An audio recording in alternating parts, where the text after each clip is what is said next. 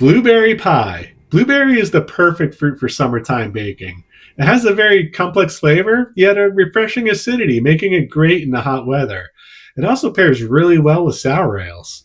Today, I'm going to make a classic blueberry pie and pair it with Victory Berry Monkey on this episode of Bacon and Brew.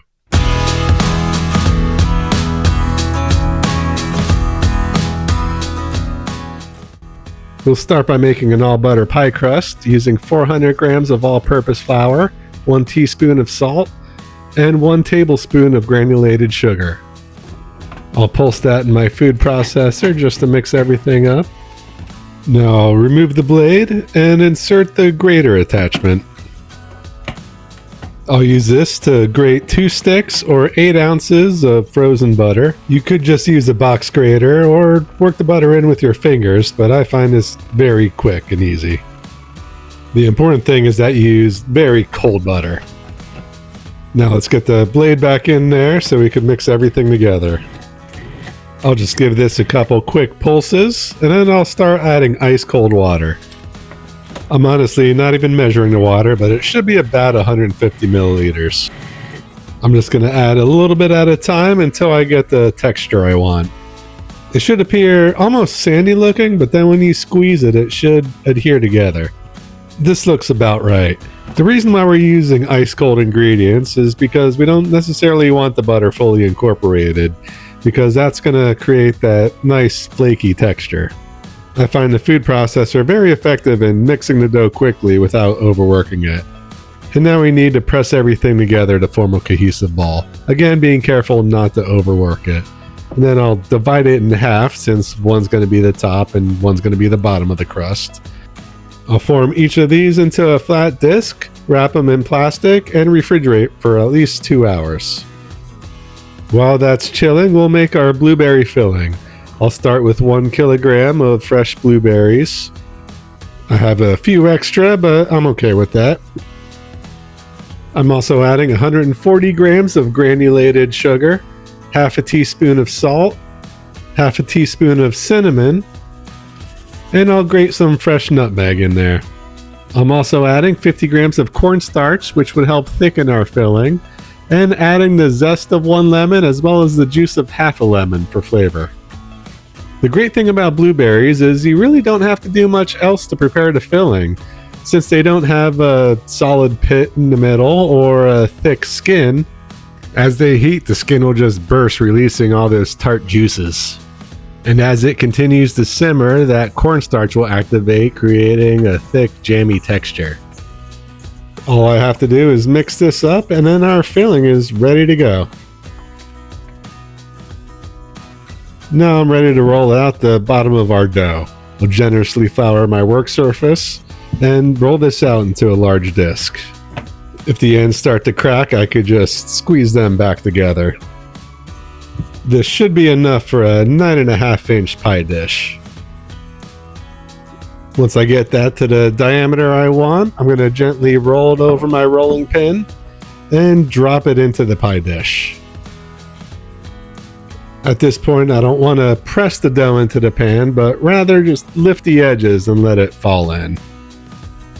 And now in goes the blueberry filling. Just dump it all right there in the middle.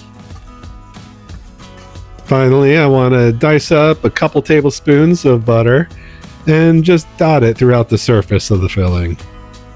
This should melt as it bakes, creating a rich texture. Now I'll put this in the refrigerator to chill while we create our lattice top. After rolling out to about the same size as the previous dough, I'm going to cut this into long strips. You can make the lattice strips whatever width you'd like, depending on how you want your pie to look.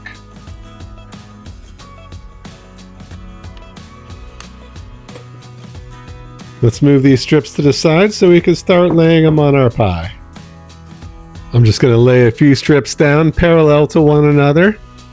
I'll space them out evenly. And now I'll flip up every other strip about halfway.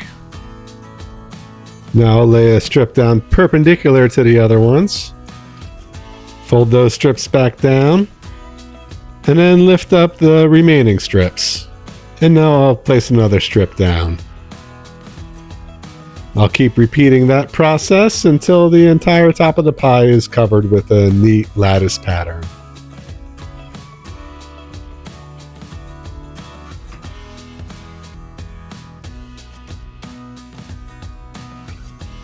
I'll cut off any excess dough, leaving a little bit of an overhang.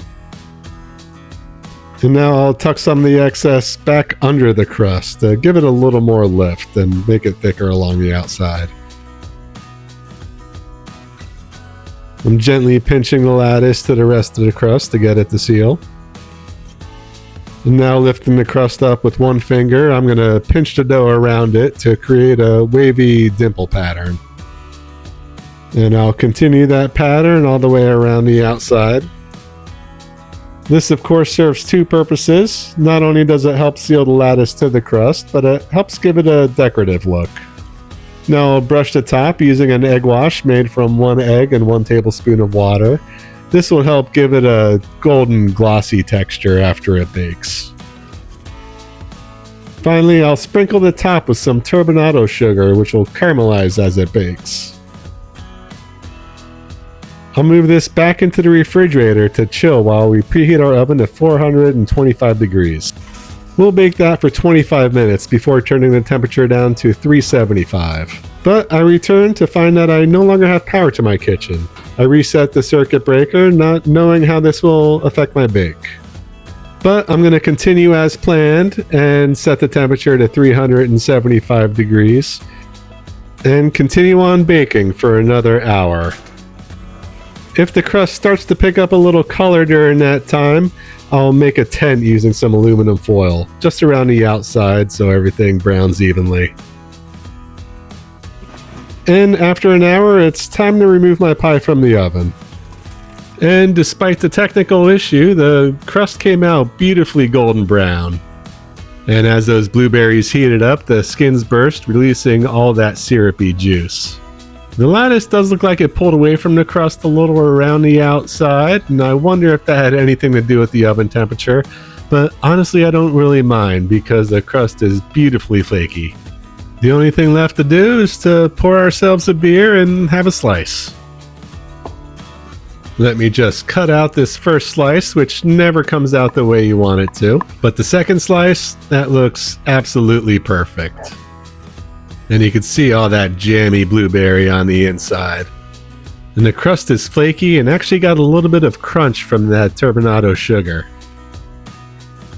But it's especially good when you try it side by side with our beer, Victory Berry Monkey. I've been a fan of Victory Gold Monkey pretty much ever since I started drinking craft beer. It's a strong Belgian-style triple with an aroma of fruit and spice from that Belgian-style yeast. Victory also started to create different variations of Gold Monkey, including Sour Monkey, fermented with wild yeast, and this one, Berry Monkey, aged with raspberries and kettle soured with lactobacillus to give it that very tart flavor. I think that tart flavor goes very well with the natural acidity of the blueberries. And even though the beer is made with raspberries, not blueberries, those flavors complement each other very well and just give it that general berry flavor. I'm not always big on fruit beers, but I love it when a fruit blends well with the base style. In this case, Belgian Triple has such a strong fruit-forward flavor that it welcomes the addition of different fruits and spices really well. Thank you for watching. I encourage you to try this at home and hopefully your oven stays on for the duration of the baking process. Don't forget to like and subscribe and join me next time when I take another one of my favorite beers and try to bake the perfect pairing.